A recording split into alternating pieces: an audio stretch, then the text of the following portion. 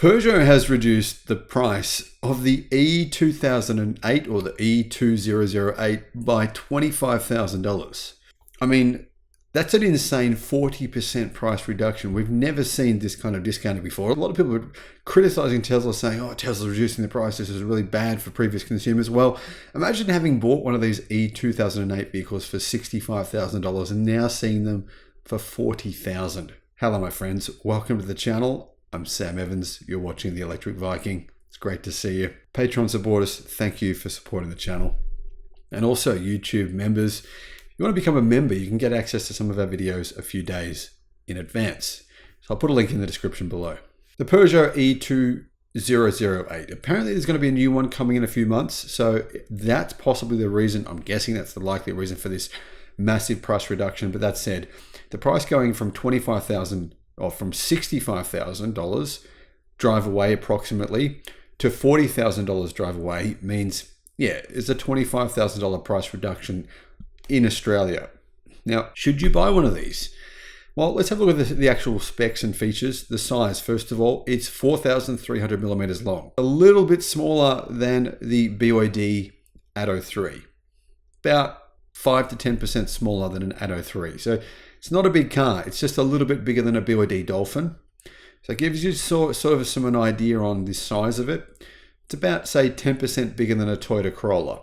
Anyway, Peugeot can now say that they have the cheapest electric SUV in Australia.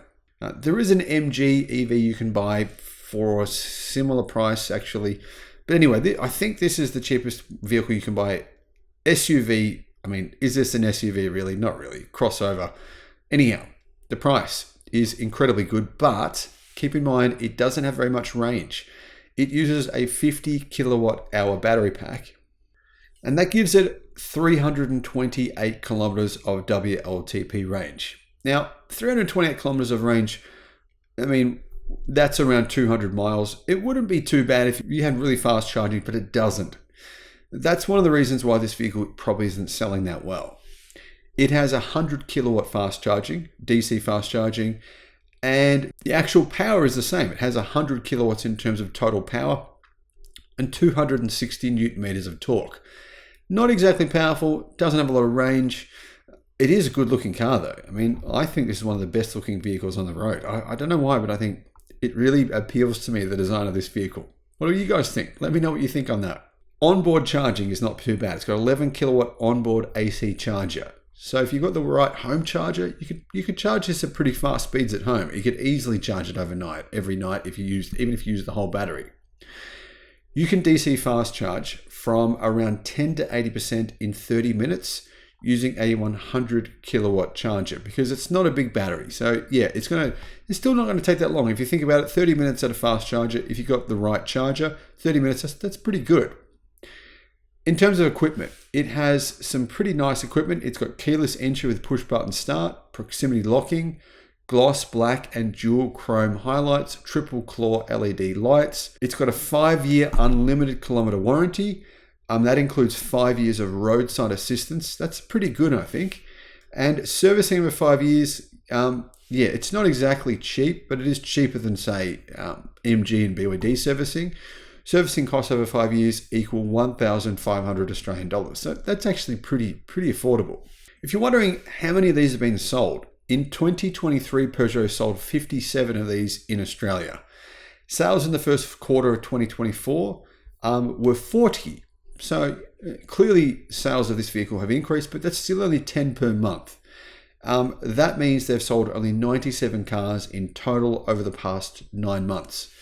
I think they're going to get a pretty significant increase in sales now as a result of this massive price reduction. But does that mean you should consider buying one? Well, actually, I think you should. At a price, I mean, guys, Americans, for you guys to give you some context, this is about $27,000 for this car. Yeah, not a lot of range, but in terms of the value, I think it's a really good value.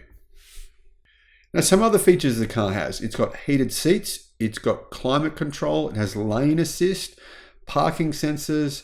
Apparently, it has leather seats, according to the actual key features sheet on the website. It has blind spot alert, a rear parking camera, Apple CarPlay, Android Auto, assisted cruise control, and AEB or auto braking. So all of this means that this is actually the cheapest SUV from Peugeot. The gasoline version of this vehicle is about $5,000 more expensive in Australia. So the electric version is, what's that, mate? It's more than 10% cheaper than the gasoline or petrol version here in Australia, which is pretty cool to see. You might be wondering, the new version, what's the difference going to be? Well, apparently it's going to have faster charging. It will have new styling, new technology, more power. The motor will be more powerful. And importantly, it'll have a 60-kilometer increase in range. So the range will go to around 390 kilometers, but the price is going to go up as well. It's probably going to be $20,000 more expensive in this model. I still think it's really good value at $40,000 and absolutely worth looking at. Would you look at it for $65,000? No. For $40,000? Definitely.